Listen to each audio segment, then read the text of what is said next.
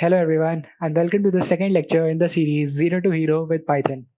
In this lecture, I'll be telling you about flow control in Python. So before learning about flow control, we have to learn about the Boolean data type. This is the fourth data type in Python, apart from the three we talked about in the previous lecture.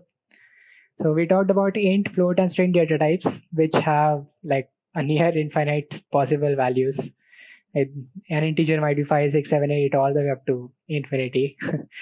Floats can also be any decimal number up till infinity, and strings like as many numbers, as many words, whatever you want to fit between double quotes, a possible string can be made. But a thing to keep in mind is that a Boolean data type only has two possible values. It can either be true or false. And when you want to make a Boolean value, explicitly declare a Boolean value, you have to be careful of not adding quotes around the words true or false. Otherwise, they will be made as strings and not as Boolean.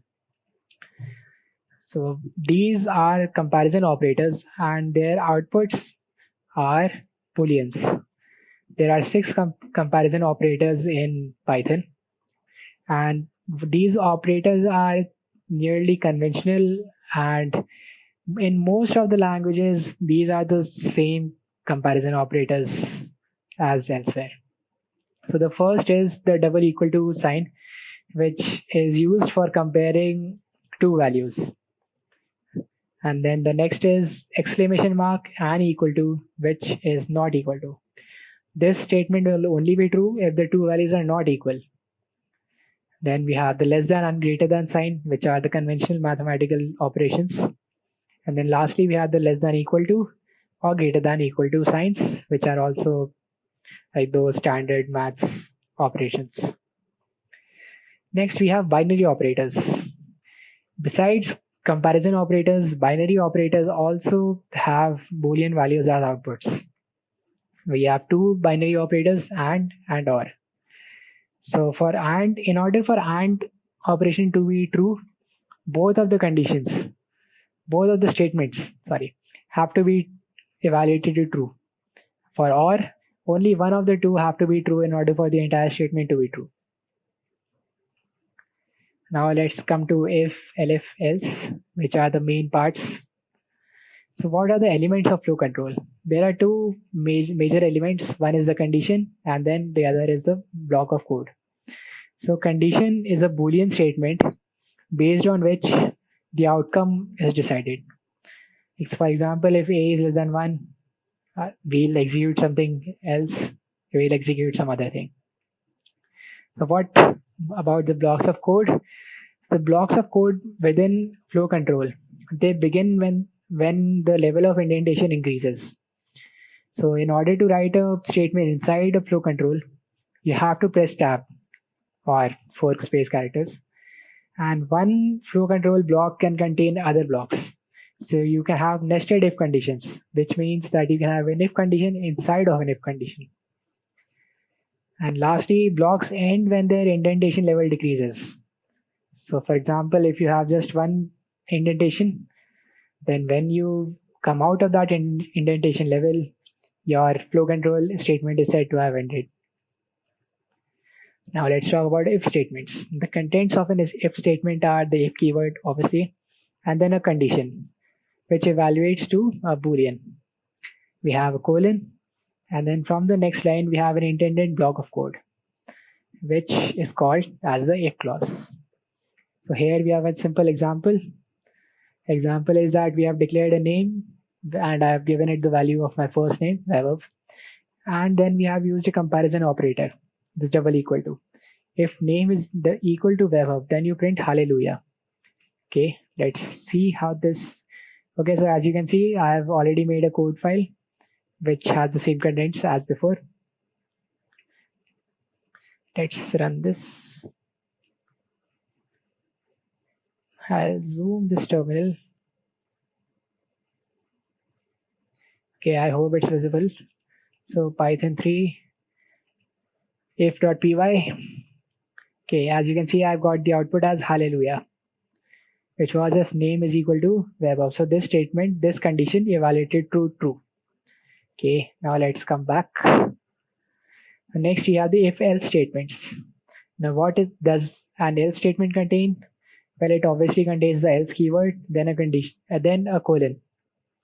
And from the next line, we have the else clause, which is an indented block of code. Okay, now let's see an example for this. Here again, I have modified the example done previously in order to include the else piece also. Okay, so let's see. This here is the modified version. Now let's run this.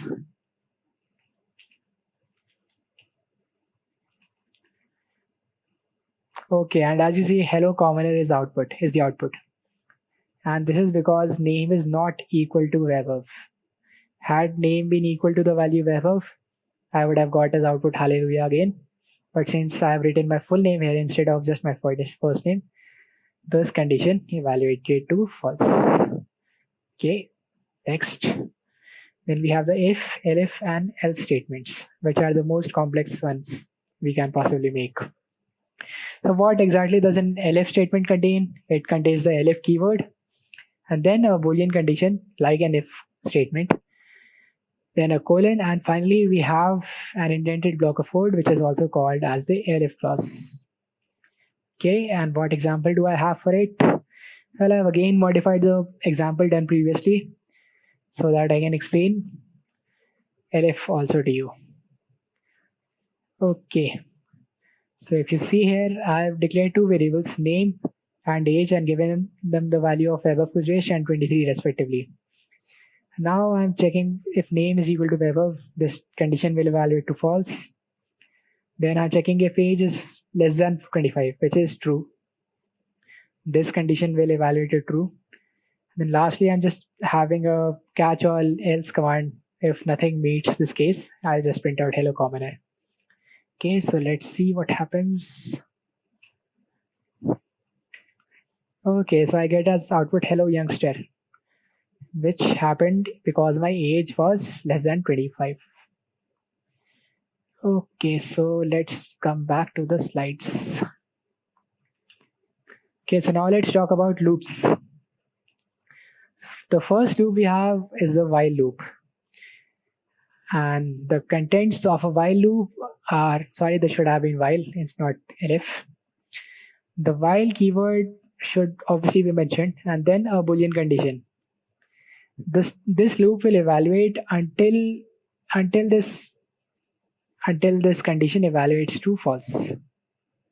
Then we have a colon. From the next line on, we have an indented block which is called the while clause. Okay, and here I have shown a very simple example of a while loop. Here I've declared a variable called x and given it the value 12. And while the value of the variable x is greater than 9, I print out so many x and then I decrement the value of the variable x by 1. So as you can see, I have made this example. Let's run it.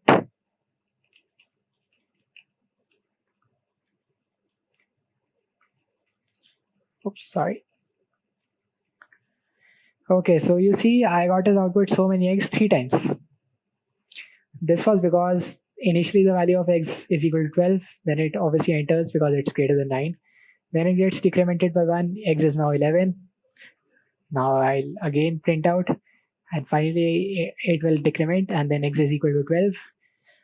It will enter the loop again, and this line will print for the third time. And then finally, when the value of x decrements again, it becomes 9. And 9 is not greater than 9, so it exits out of the loop.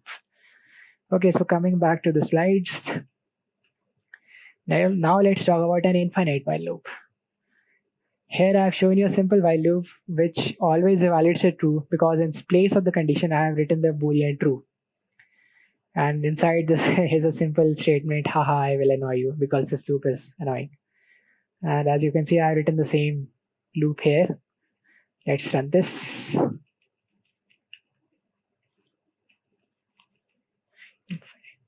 And as you can see, this loop will keep on executing. So I have to again press Control and C together. And I send in keyboard interrupt. Okay, so coming back to the slides. Now let's talk about the break statement. This is a special statement, and this causes your program to exit out of the loop. the iterations of the loop to stop. Okay, and for this statements example, I've created a while loop which infinitely evaluates because the condition is true always. And inside, I've asked the user for a name input, and if the name is equal to your name, the loop breaks out. Otherwise, it keeps on executing. So let's see how this happens. Okay, so as you can see, I've made the loop over here. I've written the code for the same. Now let's run this. Let me just write my actual name. Let's see. Okay, that didn't work. Let me write my surname. Try it once. Okay, that didn't work either. Okay, so since this is a very annoying loop, let me write your name because it asked me to write. Okay, and that worked. I exited out of the loop. Okay, that was not fun. Okay, so coming back, now the continue statement. When our programming reaches the continue statement, our loop jumps to the next iteration directly. It doesn't evaluate the rest. Okay, so for this example, I've created a variable called num, and this loop will execute until num has a positive value. Now I've written a small flow control statement. So if num remainder divided by 2 is equal to 0, which means it's even, then you decrement num by 1 and continue. Okay, so that means it will exit out of this iteration and move to the next. Else, if num is not even, it will print out num and it will decrement the value of num by 1. Okay, so that's what we expect to happen.